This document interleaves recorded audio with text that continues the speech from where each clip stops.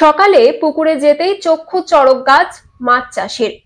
পুকুরের চারপাশে ভেসে উঠেছে রুই কাতলা।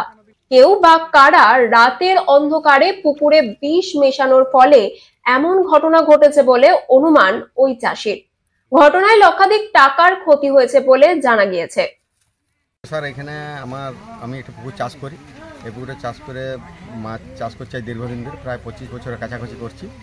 তাতে মাছ আজকে সকালে পুকুরে ছিলাম। পুকুরে আসার পরে দেখি অনেক মাছ ভাসার পরে আমার বাড়ির থেকে 2-4 জন আসে দেখার পরে দেখা যাচ্ছে যে মাছ পুরো ভাসিয়ে যাচ্ছে। তাতে আমাদের ধারণা যেটা যে মনে হচ্ছে বিষক্রিয়া। তার কারণে আমার যেটা অভিজ্ঞতা, যে আমি 25-26 বছরে মাছ নিয়ে ব্যবসা করছি, তাতে মনে হচ্ছে যে বিষক্রিয়া।